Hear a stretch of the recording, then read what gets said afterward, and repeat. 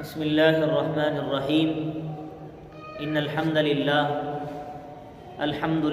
نحمده ونستعينه ونستغفره ونؤمن به ونتوكل عليه ونعوذ بالله من شرور أنفسنا ومن سيئات أعمالنا من يهده الله فلا مضل له ومن يضلله فلا هادي له ونشهد أن لا إله إلا الله وحده لا شريك له ونشهد أن سيدنا ومولانا محمدا عبده ورسوله صلى الله عليه وعلى آله وأصحابه وبارك وسلم تسليما كثيرا أما بعد أعوذ بالله من الشيطان الرجيم بسم الله الرحمن الرحيم ثم دنا فتدلى فكان قاب قوسين أو أدنى فأوحى إلى عبده ما أوحى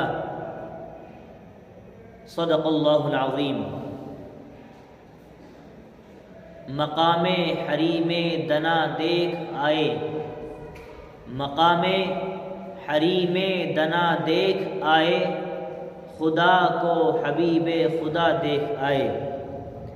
ازل سے ابد تک کے سارے مناظر، ازل سے ابد تک کے سارے مناظر، نظام جزا و سزا دیکھ آئے۔ تجلی سے جس کی ہوا طور سرما، تجلی سے جس کی ہوا طور سرما، وہ اس نور کو برملا دیکھ آئے۔ اور علامہ اقبال رحمۃ اللہ علیہ نے کہا تھا، سبق ملا ہے یہ معراج مصطفیٰ سے مجھے کہ عالم بشریت کی زد میں ہے گردوں۔ گزشتہ 2 ہفتوں سے معراج مصطفیٰ صلی اللہ علیہ وسلم کے عنوان پر گفتگو ہو رہی ہے۔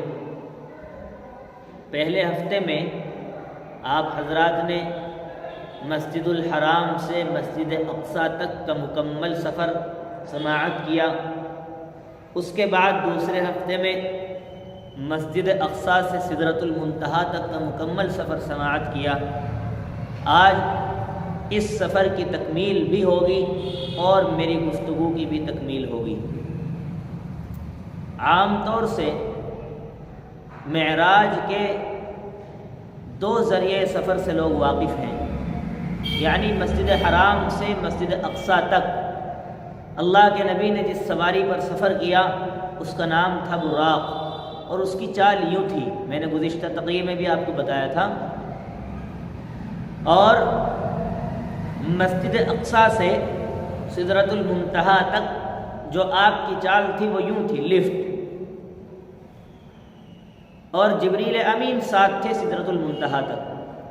لیکن سدرۃ المنتہا وہ مقام ہے جہاں جبریل امین بھی ساتھ چھوڑ دیتے ہیں کہ اب اس سے آگے جانے کی مجھ میں سکت نہیں، طاقت نہیں، اور اس سے آگے جانے کی جبریل کو بھی اجازت نہیں۔ تو اب اللہ کے نبی آگے کیسے گئے ہیں؟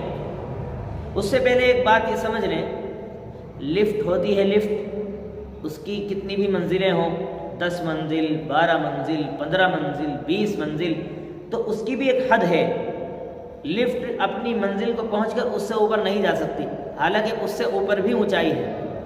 اسی طریقے سے سدرۃ المنتہا، جس کے بارے میں گزشتہ ہفتے بتایا گیا کہ یہ ایک بیری کا درخت ہے جس کے بیر مقام ہجر کے مٹکوں کے جتنے ہیں، بلکہ اس سے ہی بڑے بڑے، اور اس کے پتے ہاتھی کے کان کی طرح ہیں، اور اللہ کی تجلیات اس پر پڑتی ہیں، ایسا لگتا ہے سونے کے پتنگے پرواز کر رہے ہوں۔ اور حضور پاک علیہ الصلاۃ والسلام نے اللہ کی تجلیات کا اپنے سر کی آنکھوں سے مشاہدہ کیا، خوب دیکھا، اور قرآن کی زبان ہے ما زاغ البصر وما طغى، کہ آپ کی آنکھ چندھیائی نہیں، ٹیڑھ پن پیدا نہیں ہوا۔ جیسے لائٹ کی طرف دیکھتے ہیں تو لائٹ کی طرف دیکھنے سے آنکھوں کے اندر جو ہے عجیب بے چینی سی پیدا ہوتی ہے اور انسان کی آنکھ چندھیانے لگ جاتی ہے۔ حضور پاک علیہ السلام نے اللہ کی تجلیات کو، اللہ کے نور کو، اللہ کی روشنی کو دیکھا، لیکن کوئی فرق آنکھوں پر نہیں پڑا۔ یہیں سے یہ مضمون سمجھ میں آتا ہے، اللہ نے عرش معلی پر اللہ کا دیدار اپنے سر کی آنکھوں سے کیا، اگرچہ اس میں اختلاف ہے۔ بات یہاں تک ہوئی تھی گزشتہ ہفتے کہ سدرۃ المنتہا پر آپ تشریف لائے، یہاں جو آپ نے دیکھا، اس کے بعد جبریل بھی ساتھ چھوڑ دیتے ہیں۔ اب آگے اللہ تبارک و تعالی نے اپنے محبوب صلی اللہ علیہ وسلم کے لیے ایک بہترین سبز مسند کو جو ہے ظاہر فرمایا، اس کو رفرف کے نام سے تعبیر کیا جاتا ہے، یعنی مسجد حرام سے مسجد اقصیٰ تک سواری پر آئے ہیں براق پر، اور مسجد اقصیٰ سے سدرۃ المنتہا تک آئے ہیں معراج لفٹ پر، ایک سیڑھی پر، اور سدرۃ المنتہا سے عرش معلیٰ تک اور احوال برزخیہ کا جو مشاہدہ کیا ہے وہ رفرف پر کیا ہے، یہاں جبریل ساتھ نہیں ہے، حضور پاک اکیلے ہیں۔ اب وہ مسند سبز مسند کیسی تھی واللہ اعلم بالصواب، یا تو وہ جانے جو گئے ہیں بیٹھ کر، یا جس نے بلایا ہے وہ جانے، یہاں تو کوئی فرشتہ بھی موجود نہیں۔ سدرۃ المنتہا سے حضور پاک علیہ الصلاۃ والسلام جب چلے تو ایک مقام پر پہنچے جس کا نام ہے صریف الاقلام۔ یہ کون سا مقام ہے؟ یہ وہ جگہ ہے جہاں پر تقدیریں لکھی جاتی ہیں۔ صریف کہتے ہیں آواز کو، اقلام کہتے ہیں قلم، قلم کی جمع سنگولر پلورل، یعنی قلم ایک ہے اور اقلام بہت سارے قلم، پین۔ تو قلموں کے چلنے کی آواز جہاں تقدیریں لکھی جا رہی تھی میرے مصطفیٰ نے اپنے کانوں سے سنی۔ قربان آپ فخر کیجئے اپنے امتی ہونے پر کہ آپ کو ایسے نبی عطا کیے گئے جنہوں نے تقدیریں لکھی جانے کے قلموں کی آواز کو بھی اپنے کانوں سے سنا، کہ کس کو کتنا رزق دیا جائے گا، کتنی موت لوگوں کی ہوں گی، کتنے بچے پیدا ہوں گے، سب چیزیں وہاں لکھی جا رہی تھی۔ آپ دیکھیں دنیا میں کہیں بھی کوئی نظام جہاں سے کنٹرول کیا جاتا ہے، ٹریفک کی مثال لیں آپ، ایسے حاضر دماغ لوگ وہاں بیٹھے ہوتے ہیں، وہ کی بورڈ کے چلنے کی آوازیں آتی ہیں مسلسل، کیونکہ اسی کے کمپیوٹر کے ذریعے سے نظام کنٹرول کیا جاتا ہے۔ اسی طریقے سے آپ ریلوے نظام کو دیکھیں، جہاں سے اس کو کنٹرول کیا جاتا ہے بہت حاضر دماغ لوگ وہاں موجود ہوتے ہیں۔ تو اللہ کا نظام جب یہ دنیا کا نظام ہے اور اس کو چلانے کے لیے بڑے بڑے انجینئر، بہترین حاضر دماغ لوگ وہاں پر متعین کیے گئے ہیں، تو یہ پوری کائنات کا نظام کوئی الٹپ انداز میں نہیں چل رہا، اس کے پیچھے بھی ایک چلانے والی ذات کار فرما ہے۔ کہتے ہیں نا بہت سارے لوگ کہ بھئی دنیا کا نظام خود بخود چل رہا ہے، نہیں نہیں نہیں، دنیا کا نظام خود بخود نہیں چل رہا، اللہ رب العزت کی ذات ہے جو اس کائنات کو صحیح طریقے سے، صحیح انداز سے چلا رہی ہے۔ میرے مصطفیٰ نے اپنے کانوں سے قلموں کے چلنے کی آواز سنی، اس کے بعد آپ اور اوپر گئے، حتیٰ کہ جو آوازیں قلموں کے چلنے کی آ رہی تھیں وہ بند ہو گئیں۔ آپ پہنچے ہیں عرش معلیٰ پر۔ عرش معلیٰ کیا ہے؟ عرش معلیٰ اللہ کا عرش ہے، تخت ہے، اللہ وہاں متمکن ہے، مستوی علی العرش ہے، اور وہ کیسا ہے واللہ عالم، ہم نہیں جانتے۔ جب وہاں پہنچے ہیں تو آپ نے پچھلی گفتگو میں سماعت کیا کہ حضور پاک صلی اللہ علیہ وسلم نے ہر آسمان پر ہر نبی کو سلام کیا۔ اب اللہ کے پاس آئے ہیں تو کیا اللہ کو بھی سلام کریں گے؟ نہیں۔ سلام کے معنی کیا ہے؟ سلام کے معنی ہے السلام علیکم، تم پر سلامتی ہو، ورحمت اللہ، اور اللہ کی رحمتیں ہوں، وبرکاتہ، اور اللہ کی برکتیں ہوں۔ اب نعوذ باللہ نقل کفر نباشت، اگر کوئی اللہ کو سلام کرتا ہے تو وہ نعوذ باللہ یوں کہتا ہے کہ اللہ آپ کو بھی گویا تکلیف پہنچ سکتی ہے، اس لیے آپ پر سلامتی ہو۔ نہیں، اللہ تو خود سلام ہے، اللہ تو خود سلام ہے، سلامتی دوسروں کو دینے والا ہے، اس کو کیسے سلامتی دی جا سکتی ہے؟ هو اللہ الذی لا الہ الا هو الرحمن الرحیم الملک القدوس السلام۔ اللہ کے جو 99 نام ہیں اس میں ایک لفظ ہے سلام. سلام کا مطلب ہے اللہ خود دوسروں کو سلامتی دیتے ہیں. تو نعوذ باللہ اللہ کو اگر سلام کیا جائے تو گویا یوں کہنا لازم آئے گا کہ آپ کو بھی تکلیف پہنچ سکتی ہے اور آپ پر جو ہے سلامتی. لہذا اللہ کے نبی علیہ الصلوۃ والسلام نے اللہ کو سلام نہیں کیا تو کیا کیا؟ آپ نماز میں تشہد پڑھتے ہیں، التحیات للہ والصلوات والطیبات. میرے مصطفیٰ نے اپنی عاجزی کا، اپنی بندگی کا اظہار فرمایا اور کہا تمام مالی عبادتیں، وہ عبادتیں جو مال سے کی جائیں، تمام وہ عبادتیں جو مال سے، جیسے زکوٰۃ ہے مال سے دی جاتی ہے، صدقہ ہے مال سے دیا جاتا ہے، کسی غریب کی مدد مال سے کی جاتی ہے.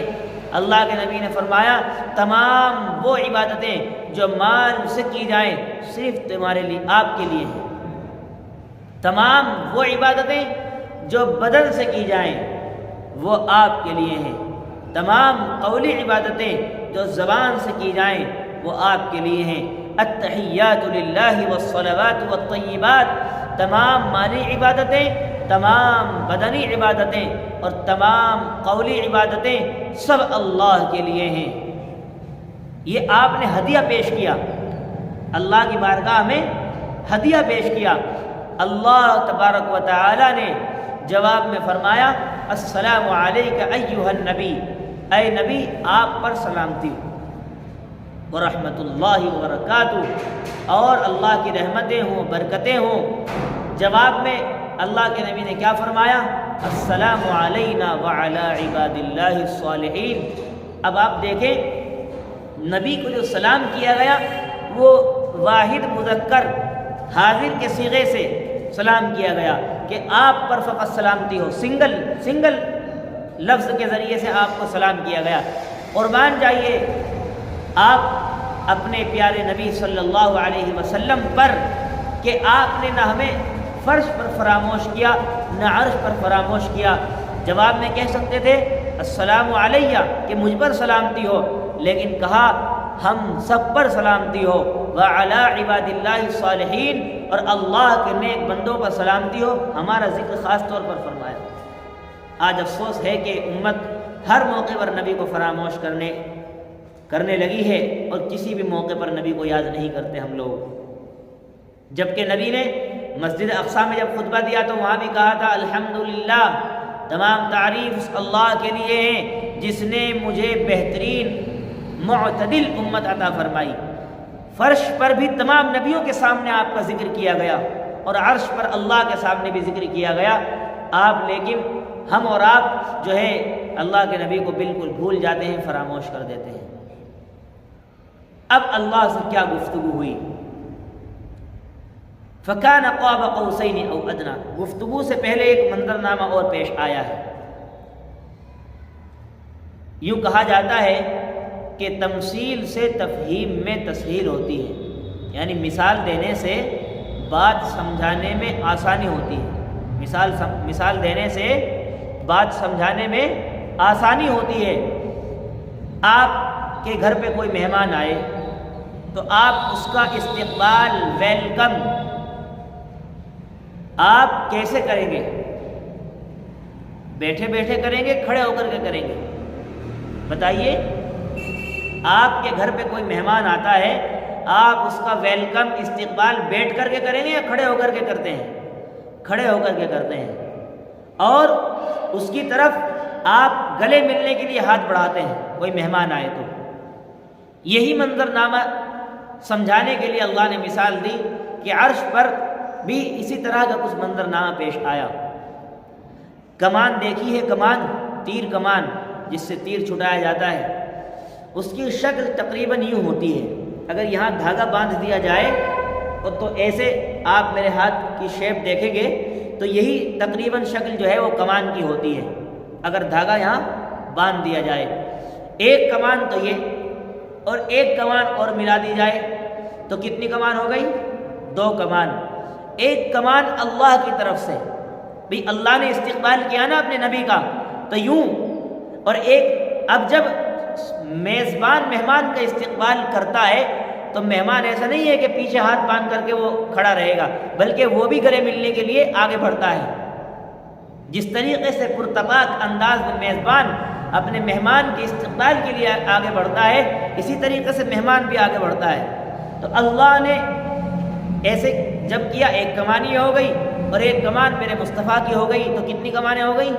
2 کمانیں۔ اسی کو قرآن کہتا ہے فَكَانَ قَابَ قَوْسَيْنِ أَوْ أَدْنَىٰ، کہ 2 کمانیں قریب جیسے ہو جاتی ہیں، اس طرح کا منظرنامہ عرش پر پیش آیا۔ ضروری نہیں ہے کہ جس طریقے سے کمان ملتی ہے ایسا ہی پیش آیا ہو، ایسا نہیں ہے، بلکہ اللہ اب بغیر مثال کے سمجھیے۔ اس سے پہلے میں 3 چیزیں اور پیش کر دوں۔ قرآن میں ہے ید اللہ فوق ایدیہم بل یداہ مبسوطتان، کہ اللہ کا ہاتھ ہے۔ کیا اللہ کا ہاتھ ایسا ہے جیسا ہمارا ہاتھ ہے؟ نہیں۔ صبغۃ اللہ، اللہ کا رنگ، کیا اللہ کا رنگ ہمارے آپ کی طرح ہے؟ نہیں۔ یوم یکشف عن ساق ویدعون الی السجود فلا یستطیعون، اللہ کی پنڈلی کا قرآن میں ذکر ہے، تو کیا اللہ کی پنڈلی ایسی ہے جیسی ہماری پنڈلی ہے؟ نہیں نہیں نہیں۔ اللہ نے تقریب فہم کے لیے، لوگوں کو سمجھانے کے لیے اللہ نے ان مثالوں کا ذکر فرمایا ہے۔ اللہ نے مثال دے کر لوگوں کو سمجھانے کی کوشش کی ہے۔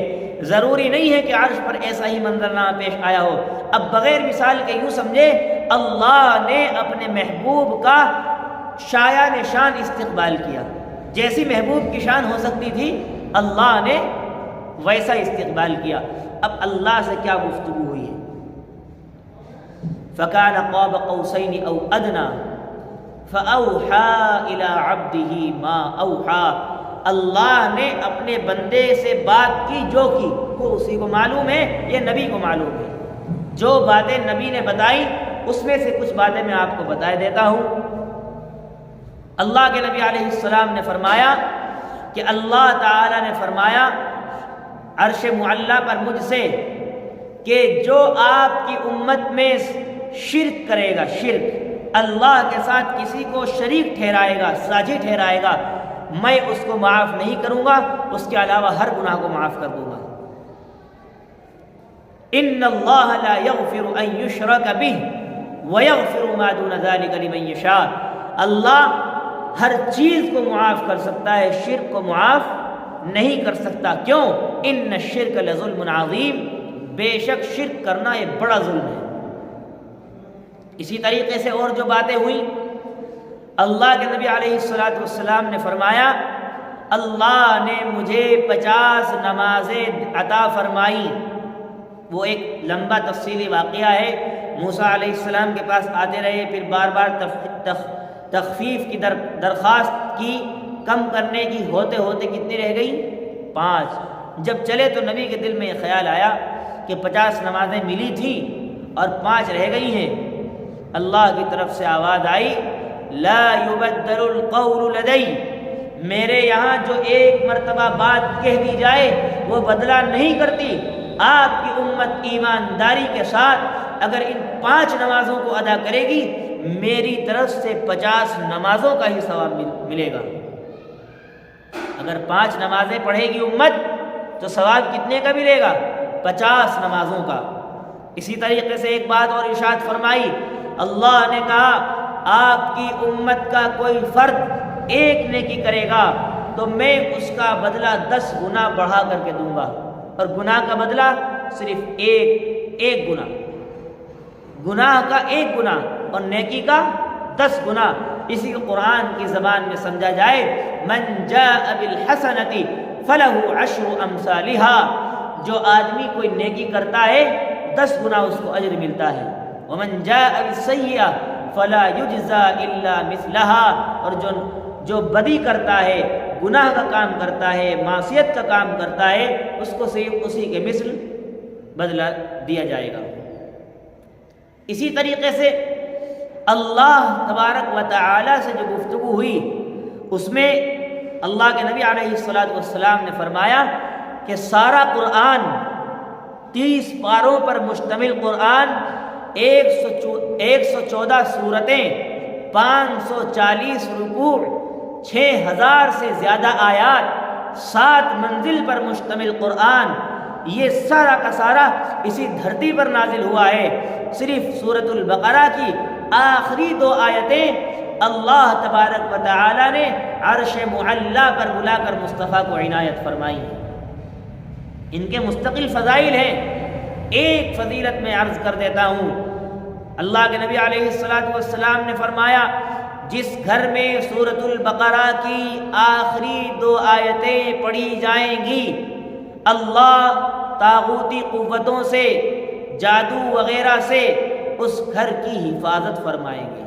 سورۃ البقرہ یہ قرآن کریم کی سب سے بڑی سورت ہے، جس میں تقریباً 284 آیات ہیں۔ کتنی؟ 284 آیات ہیں۔ اس کی آخری 2 آیت آمن الرسول سے لے کر فانصرنا علی القوم الکافرین تک جو آدمی پڑھے گا، اللہ جادو جنات سے، تمام طاغوتی قوتوں سے اللہ اس گھر کی حفاظت فرمائیں گے۔ آج افسوس کی بات یہ ہے کہ اگر کوئی یہ بتا دے آپ کے گھر پہ یہ جنات ہے، وہ نماز ایک وقت کی نہ پڑھتا ہو، اس کے چہرے پر نبی کی سنت نہ ہو، قرآن سے واقف نہ ہو، لیکن اس کی بات، اس فرضی ڈھونگی عامل کی، اس ڈھونگی ملا کی بات ماننے کو تیار ہیں، قرآن و حدیث کی بات پر عمل کرنے کو تیار نہیں ہے۔ یہ فرضی عامل کہتے ہیں کہ ہمیں کالا مرغا لا کر دو، اس کے خون سے تعویذ لکھا جائے گا۔ اس مردود کو اگر آپ کالا مرغا ذبح کرو اور اس کا خون نکال کر کے برتن میں لے جا کر دے دو اور کہو بھائی تعویذ لکھ کر کے، تو کہے گا مردود دیں گے تو اس سے کالا مرغا لانے کو کہا تھا، یہ ہمیں خون کیوں لا کر کے دے رہا ہے؟ معلوم ہوا کہ کالے مرغے کے خون سے تعویذ نہیں لکھا جائے گا، اس کو کالے مرغے کا، دیسی مرغے کا گوشت کھانا ہے۔ لوگوں کو گمراہ کیا، امت کے عقیدے فاسد کر دیے، امت کے عقیدے خراب کر دیے، بس انہی کے چکروں میں ساری دنیا لگی پڑی ہے۔ اور عجیب و غریب بات ہے، بدگمانی پر لوگ جی رہے ہیں۔ کسی کے پاس ذرا سا مال آیا اور کچھ بھی ہو، سامنے والے پہ فوراً شک، یہ اس نے مجھ پر جادو کرا دیا، بس غلط بات ہے۔ لہذا ہمیں تمام چیزوں کو چھوڑ کر کے قرآن و حدیث پر عمل کرنا چاہیے۔ جو یہ آیتیں یاد نہیں کر سکتا تو کم از کم آخری 2 سورت قرآن کی قل اعوذ برب الفلق، قل اعوذ برب الناس، ان کو کم از کم پڑھا کرے 3 دفعہ صبح شام، انشاءاللہ جادو جنات سے بہت حفاظت رہے گی۔ یہ مسئلہ آج کل بہت ہے، ہر گھر سے شکایت آتی ہے، لہذا ہر انسان کو یہ چیزیں اپنے معمول میں، اپنے ورد میں رکھنی چاہیے۔ تو یہ 2 آیتیں اللہ نے کہاں دی؟ بلا کر کے عرش پر بلا کر دی ہے۔ ایک سوال اور پیدا ہوتا ہے کہ جب اللہ تعالی اپنے محبوب پر وحی بھیجتے تھے تو عرش پر بلانے کی ضرورت کیا تھی؟ جیسا کہ آج کل فون کا زمانہ ہے، ویڈیو کال پر آپ جہاں چاہیں جس سے چاہے بات کر سکتے ہیں، لیکن ایک پرائم منسٹر کو، وزیر اعظم کو ایک ملک سے دوسرا ملک سفر کر کے جانا پڑتا ہے۔ معلوم ہوا فون پر ساری باتیں نہیں کی جا سکتی۔ اسی طریقے سے اللہ وحی کے ذریعے سب کچھ دے سکتے تھے، لیکن عرش معلی پر بلا کر مقام مصطفیٰ کو واضح کرنا تھا کہ آخری نبی، سرور کائنات، فخر موجودات، احمد مجتبیٰ محمد مصطفیٰ صلی اللہ علیہ وسلم کا مقام و مرتبہ کیا ہے، یہ امت کے سامنے لانا تھا، اور تمام سابقہ انبیاء پر آپ کو فوقیت و فضیلت دینی تھی۔ اسی وجہ سے اللہ نے اپنے محبوب کو عرش پر بلایا ہے۔ اگر عرش پر نہ بلاتا تو مقام مصطفیٰ واضح نہ ہوتا۔ اس کے بعد اللہ تبارک و تعالی سے جو کچھ گفتگو ہوئی، آپ نے احوال برزخیہ کا مشاہدہ کیا، آپ نے دیکھا کچھ لوگ ہیں جن کے سامنے ایک طرف بہترین قسم کا گوشت رکھا ہوا ہے اور ایک طرف بدبودار متعفن سڑا ہوا گوشت رکھا ہے، اور وہ لوگ اس بہترین پاکیزہ طیب اور خوشبودار گوشت کو چھوڑ کر کے اس بدبودار سڑے ہوئے گوشت کو کھا رہے ہیں۔ اس بدبودار سڑے ہوئے گوشت کو کھا رہے ہیں۔ حضرت جبریل سے اللہ کے نبی علیہ السلام نے پوچھا، جبریل یہ کون لوگ ہیں؟ جبریل یہ کون لوگ ہیں؟ حضرت جبریل امین علیہ السلام نے فرمایا کہ آقا یہ وہ لوگ ہیں جن کے پاس ان کی حلال پاکیزہ طیب بیوی موجود تھی اور وہ اپنی بیویوں کو چھوڑ کر دوسری عورتوں سے منہ کالا کیا کرتے تھے۔ آج اللہ نے ان کو یہ سزا دی ہے کہ ان کے سامنے بہترین صاف شفاف گوشت رکھا ہوا ہے اور یہ اس کو چھوڑ کر کے سڑے ہوئے گوشت کو کھا رہے ہیں۔ اسی طریقے سے آپ نے دیکھا کچھ عورتیں ہیں جن کو ہوا میں لٹکا دیا گیا ہے اور ان کے جسم کے اندر بڑے بڑے کانٹے گھسا دیے گئے ہیں، پیوست کر دیے گئے ہیں اور ان کو آسمان میں بیچ میں فضا میں معلق کر دیا گیا۔ اللہ کے نبی نے پوچھا حضرت جبریل سے کہ یہ کون عورتیں ہیں؟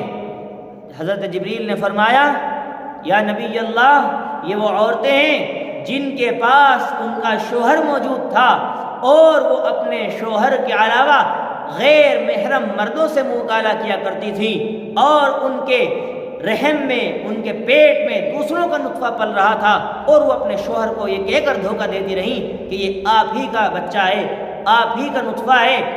بس اللہ نے ان کو یہ سزا دی ہے کہ یہ فضا میں معلق ہیں اور بڑے بڑے کانٹے ان کے جسموں کے اندر پیوست کر دیے گئے ہیں۔ کتنا ہولناک منظر ہے، کہنا آسان ہے، ایک ذرا سا کانٹا چبھ جائے پوری رات انسان کو نیند نہیں آتی۔ تو جو لوگ یہ کام کرتے ہیں وہ ذرا تصور کریں، تھوڑی دیر سر دھنیں اور یہ فکر کریں کہ اگر وہ اس طرح کی کسی چیز میں ملوث ہیں، اللہ کے یہاں اس طرح کا عذاب ان کو ہوگا۔ مرد اپنے حوالے سے، عورتیں اپنے حوالے سے، دونوں لوگ یہ سوچ لیں اگر مرد کریں گے تو ان کو یہ سزا ملے گی، عورتیں کریں گی تو ان کو یہ سزا ملے گی۔ اگر دونوں حضرات مرد بھی اپنے حوالے سے عورتیں بھی اپنے حوالے سے اس کی فکر کر لیں تو وہ اس ہولناک عذاب سے بچ سکتی ہیں اور امت کے اندر سدھار پیدا ہو سکتا ہے، امت کے اندر سدھار پیدا ہو سکتا ہے۔ اس لیے جن کو اللہ نے حلال بیویاں دی ہیں اور جن عورتوں کو اللہ نے حلال شوہر دیے ہیں وہ انہی کے ساتھ زندگی گزاریں، ان کے ساتھ زندگی گزارنا، ان کے ساتھ مجامعت کرنا اور ان کے ساتھ ملاقات کرنا وہ عبادت ہے، اور غیر محرم مردوں کے ساتھ اور اسی طریقے سے غیر محرم عورتوں کے ساتھ ملاقات کرنا یہ ایک بہت بڑا کبیرہ گناہ ہے۔ اللہ کے نبی نے احوال برزخیہ کا مشاہدہ کیا، اور بھی بہت سارے احوال برزخیہ ہیں لیکن اس وقت کی تنگی ہے، میں اس کو بیان نہیں کر سکتا۔ اللہ کے نبی علیہ السلام کہاں سے گئے تھے؟ سدرۃ المنتہا اور عرش معلیٰ پر مسجد اقصیٰ سے۔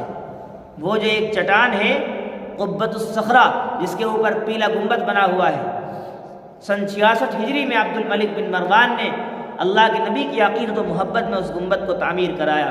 اللہ کے نبی کو معراج یہیں سے ہوئی تھی، تو واپس آپ کو وہیں آنا تھا، جہاں سے گئے تھے وہیں واپس آنا تھا۔ اسی کو کسی شاعر نے کہا ہے، مقام حریم دنا دیکھ آئے، خدا کو حبیب خدا دیکھ آئے، ازل سے ابد تک کے سارے مناظر، جنت کو بھی دیکھا نبی نے، جہنم کو بھی دیکھا، تمام احوال برزخیہ کا مشاہدہ کیا۔ اسی کو کسی نے کہا ہے ازل سے ابد تک کے، یعنی شروع سے لے کر اخیر تک جو کچھ واقعات پیش آنے ہیں اللہ کے نبی علیہ السلام نے سب کا مشاہدہ کیا ہے۔ ازل سے ابد تک کے سارے مناظر نظام جزا و سزا دیکھ آئے۔ ابھی بتایا میں نے صریف الاقلام جہاں تقدیریں لکھی جا رہی تھی اسی کو کہتے ہیں جزا و سزا۔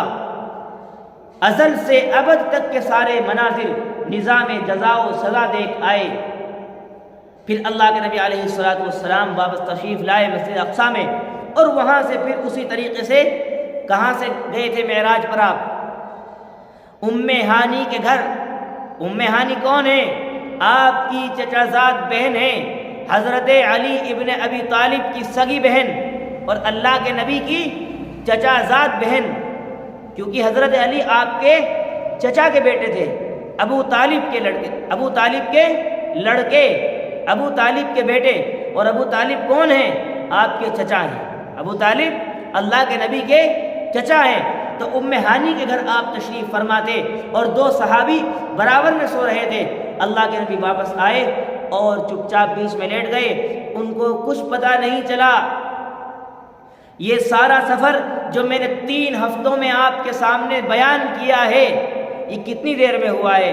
شاعر کہتا ہے زنجیر بھی ہلتی رہی، جس دروازے سے گئے تھے اور زنجیر ہل رہی تھی، اور جس بستر کو چھوڑ کر گئے تھے وہ گرم تھا۔ بستر گرم ہوتا ہے جب انسان نکلتا ہے بستر سے۔ تو کہنے والے نے کہا ہے زنجیر بھی ہلتی رہی، بستر بھی رہا گرم۔ زنجیر بھی ہلتی رہی، بستر بھی رہا گرم، تا عرش گئے اور چلے آئے محمد، یعنی آن کی آن میں اللہ نے اپنے محبوب کو تمام چیزوں کا مشاہدہ کرا دیا اور معراج کرا دی۔ اب کوئی کہتا ہے کہ ایسا کیسے ممکن ہے؟ اس کا جواب میں نے شروع ہفتے میں دیا تھا، سبحان الذی اسریٰ بعبدہ، اللہ نے معراج کرائی ہے۔ اللہ کے لیے کسی سبب کی ضرورت نہیں ہے، وہ کن کہہ کر فیکون کو عدم سے وجود میں لا سکتا ہے۔ اسے کسی سبب کی ضرورت نہیں ہے، کسی ذریعے کی ضرورت نہیں ہے۔ ہم سمجھتے ہیں کہ اس میں اتنا وقت لگا ہوگا، لیکن اللہ کے لیے کچھ مشکل نہیں ہے۔ وَمَا ذَلِكَ عَلَى اللَّهِ بِعَزِيزٍ۔ اب اللہ کے نبی آ گئے، صبح ہوئی، ام ہانی سے کہا کہ رات مجھے ایسی معراج کرائی گئی اور میں آن کی آن میں مسجد حرام سے مسجد اقصیٰ تک گیا، وہاں سے سدرۃ المنتہا تک گیا، ایسے نبیوں سے ملاقات ہوئی، وہاں سے عرش معلیٰ پر گیا، پھر وہاں سے میں نے ایسے احوال برزخیہ کا مشاہدہ کیا، جنت دوزخ کو دیکھا، پھر وہاں سے میں واپس مسجد اقصیٰ آیا، پھر میں نے تمام نبیوں کی بھی وہاں امامت فرمائی، یہ پہلے ہے، اور پھر وہاں سے میں واپس آ گیا، اور یہ سب کچھ بہت تھوڑے سے وقت میں ہو گیا۔ اب یہ بات میں مکے والوں کو بتانے جا رہا ہوں۔ ام ہانی نے ہاتھ پکڑا اور کہا آپ یہ کیا کام کرنے جا رہے ہیں؟ پہلے سے لوگ تمہارے دشمن ہیں، تم ایسی کوئی بات بتاؤ گے تو تمہارا استہزاء کریں گے، مذاق اڑائیں گے، ٹھٹا کریں گے۔ اللہ کے نبی علیہ الصلوۃ والسلام نے فرمایا مجھے رات میں معراج کرائی ہی اس لیے گئی ہے تاکہ غیب کا پردہ پڑا رہے اور یہ بات، حق کی بات لوگوں پر منکشف نہ ہو جائے۔ ایمان کون سا معتبر ہے؟ ایمان معتبر وہ ہے جو غیب کا ایمان ہے، بن دیکھے۔ ہم نے جنت کو نہیں دیکھا، دوزخ کو نہیں دیکھا، پھر بھی دوزخ سے ڈر لگتا ہے اور جنت کی امید ہے۔ ہم نے اللہ کو نہیں دیکھا لیکن پھر بھی اللہ سے محبت ہے، اللہ سے محبت ہے، لہذا غیب کا ایمان معتبر ہے۔ الف لام میم ذالک الکتاب لا ریب فیہ ھدی للمتقین الذین یؤمنون بالغیب۔ اندیکھی چیز پر ایمان لانا اصل ہے، دیکھ کر کو تو کوئی بھی ایمان لا سکتا ہے۔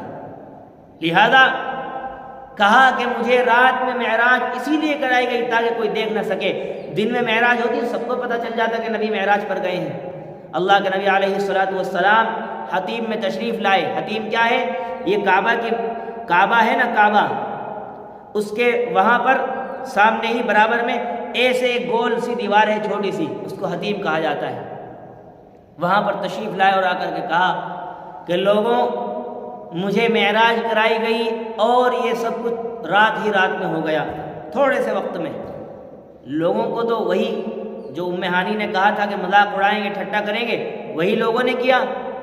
کچھ لوگوں نے آزمانے کے لیے نبی سے کہا اگر تم گئے ہو واقعتاً تو بتاؤ مسجد اقصیٰ میں کتنی کھڑکیاں ہیں، کتنے دروازے ہیں اور کیا کیا چیز وہاں موجود ہے۔ اللہ کے نبی وہاں کھڑکی گننے تو نہیں گئے تھے، تھوڑے سے وقت کے لیے گئے، واپس آ گئے۔ ہماری مسجد ہے، یہاں کتنے پنکھے ہیں مجھے اب تک نہیں معلوم، بھئی میں پنکھے گننے نہیں آتا ہوں، نماز پڑھانے آتا ہوں۔ اسی طریقے سے جو مقصد ہے تو ایسے الٹے سیدھے پیچیدہ سوالات حضور پاک سے کرنے شروع کر دیے۔ اللہ کے نبی کے سامنے اللہ نے بیت المقدس مسجد اقصیٰ کو سامنے لا کر کھڑا کر دیا۔ اللہ کے نبی اپنے سر کی آنکھوں سے دیکھتے رہے اور ایک ایک جواب ان کا دیتے رہے۔ لوگ کہنے لگے بھائی یہ جادوگر ہیں، یہ جادوگر ہیں، یہ کچھ بھی کر سکتے ہیں۔ اللہ کے نبی نے دلائل و شواہد کے انبار لگا دیے، ایویڈنس پروف کے انبار لگا دیے، اور کہا کہ تمہارا فلاں قافلہ جو تجارت کرنے کے لیے گیا ہے، میری اس سے ملاقات ہوئی رستے میں، اور اس کے اخیر میں ایک اونٹ ہے جس کا کلر بھی ایسا ہے، چتکبرے کلر کا اونٹ ہے، اور اس پر 2 بورے لدے ہوئے ہیں، ایک سیاہ رنگ کا ایک سفید رنگ کا، اور یہ کچھ دنوں کے بعد مقام تنعیم جہاں مسجد عائشہ ہے وہاں پر یہ قافلہ نمودار ہوگا۔ اللہ کے نبی کی ایک ایک بات بالکل صادق آئی، لوگوں نے نہیں مانا۔ ولید بن مغیرہ کہنے لگا بھائی یہ جادوگر ہیں، ان سے جو پوچھو گے یہ جادو کے زور پر بتا دیں گے، چلو یہاں سے چلو، ابو بکر کو جا کر کے بہکاتے ہیں، ابو بکر کو جا کر کے بہکاتے ہیں۔ اب جا کر کے کیا کہا ابو بکر سے، اگر کوئی یہ آدمی دعویٰ کرے کہ میں مکے سے لے کر کے مسجد اقصیٰ تک جو 1400 کلومیٹر کی مسافت ہے، میں آن کی آن میں گیا، پھر وہاں سے 7 آسمان، پھر اللہ کا دیدار، پھر میں آ گیا، اور یہ بہت تھوڑے سے وقت میں ہو گیا، اس کو مان لو گے؟ حضرت ابو بکر نے کہا کوئی بھی اس بات کو نہیں مانے گا۔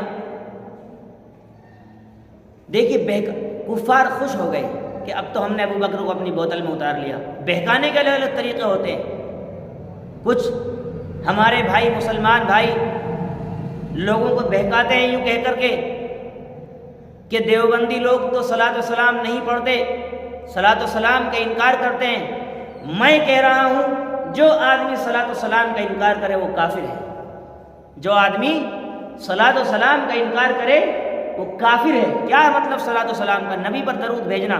کیا ہم نبی پر درود بھیجنے کا انکار کرتے ہیں؟ میرے بھائی بغیر صلاۃ و سلام کے تو نماز نہیں ہو سکتی۔ التحیات للہ والصلوات والطیبات، یہ صلاۃ و سلام نہیں ہے تو کیا ہے؟ السلام علیک ایھا النبی ورحمۃ اللہ وبرکاتہ، السلام علینا وعلی عباد اللہ الصالحین۔ پھر آپ درود پاک میں آئیے، اللہم صلی علی محمد وعلی آل محمد کما صلیت علی ابراہیم وعلی آل ابراہیم انک حمید مجید۔ یہ کیا ہے؟ یہ درود پاک نہیں ہے، لیکن طریقہ ہے گمراہ کرنے کا کہ یہ لوگ صلاۃ و سلام کا انکار کرتے ہیں۔ ہرگز نہیں، میں کہتا ہوں اس بات کو جو صلاۃ و سلام کا انکار کرے وہ کافر ہے۔ اور لوگ بھی بڑے احمق ہیں، ان کے بہکاوے میں آ جاتے ہیں بڑی آسانی سے۔ ان کو یہ نہیں جواب دیتے کہ بھائی بنا صلاۃ و سلام کے تو نماز ہی نہیں ہو سکتی، بغیر صلاۃ و سلام کے نماز نہیں ہو سکتی۔ لہذا کفار کے بہکانے کے طریقے منفرد تھے۔ حضرت ابو بکر سے کہا کہ ایسا کوئی دعویٰ کرے مانو گے؟ کہا نہیں مانوں گا۔ کہا یہ دعویٰ کوئی اور نہیں، تمہارے ساتھی محمد کر رہے ہیں، تمہارے ساتھی محمد کر رہے ہیں۔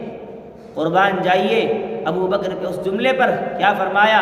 ان قالہ فقد صدقا، اگر یہ بات میرے ساتھی محمد نے کہی ہے، ایک بار نہیں 100 دفعہ اس کی تصدیق کرتا ہوں کہ سچ کہی ہے، سچ کہی ہے، سچ کہی ہے۔ یہ ہوتا ہے ایمان۔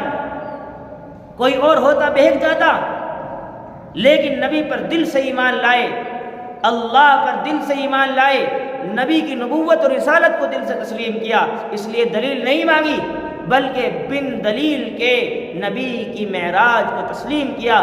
صدیق اکبر کا لقب پڑ گیا، صدیق اکبر کا لقب پڑ گیا۔ دلیل نہیں مانگی، عقل کے خلاف تھی بات یہ۔ اسی کو معجزہ کہا جاتا ہے، اسی کو معجزہ کہا جاتا ہے کہ حیران کر دینے والی چیز۔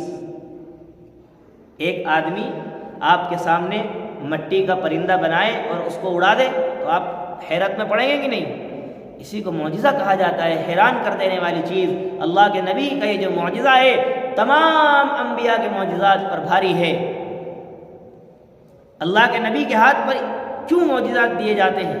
تاکہ جو لوگ اللہ کے نبی کی نبوت اور رسالت کو نہیں مانتے، ان معجزات کے ذریعے سے یہ سمجھ لیں کہ ہاں یہ کچھ اللہ کی طرف سے پیغام ان کو ملتا ہے اور ان پر وحی آتی ہے، ورنہ عام آدمی کے بس کی یہ بات نہیں ہوا کرتی۔ حضور پاک علیہ الصلوۃ والسلام کی تصدیق فرمائی حضرت ابوبکر صدیق رضی اللہ تعالی عنہ نے۔ اب یہ بات تقریباً مکمل ہو گئی، یہ فلسفہ سمجھانا ضروری ہے کہ معراج مصطفیٰ کا جو فلسفہ ہے یہ نئی نوجوان نسل کو سمجھانا اور اس سے متعارف کرانا اور اس سے واقف کرانا کیوں ضروری ہے۔ جس طریقے سے آپ کے زمانے میں آپ کے سامنے لوگوں نے کہا تھا کہ یہ کیسے ممکن ہے، آج بھی لوگ کہتے ہیں اگر امت کے نوجوانوں کو، بزرگوں کو، عورتوں کو، تمام لوگوں کو یہ بات معلوم نہیں ہوگی کہ اس کی تفصیل کیا ہے، تو پھر ہمارے امت کے افراد بھی غیروں کی ہاں میں ہاں ملائیں گے، اور ہاں میں ہاں ملاتے ہی ایمانی مملکت سے نکل کر کفر کی سرحد میں داخل ہو جائیں گے۔ جس طریقے سے اس بات کو ماننا فرض ہے اللہ ایک ہے، وہ پل بھر میں جو چاہے کر سکتا ہے، اسی طریقے سے نبی صلی اللہ علیہ وسلم کے معجزات کو ماننا بھی فرض ہے۔ جو آدمی معراج کا انکار کر رہا ہے قرآن کا انکار کر رہا ہے، اور قرآن کا انکار کفر ہے، قرآن کا انکار کفر ہے۔ لہذا فلسفہ معراج مصطفیٰ اس سے واقف کرانا یوں بھی بہت ضروری ہے کہ ہماری نئی نوجوان نسل الحادی نظریات کا شکار نہ ہو جائے۔ لوگ کہنے لگے کہ بھائی ایسا کیسے ہو سکتا ہے، آپ کے پاس علم نہیں ہے جواب دینے کے لیے، تو آپ بھی کہتے ہیں ہاں بھائی ایسا کیسے ہو سکتا ہے۔ اتنا کہتے ہی آپ ایمان سے باہر نکل جائیں گے، ایمان سے باہر نکل جائیں گے۔ اس لیے معراج مصطفیٰ کے فلسفے سے امت کو واقف کرانا انتہائی ضروری ہے، اور یہ ہم سنت ابو بکر کی پیروی کر رہے ہیں۔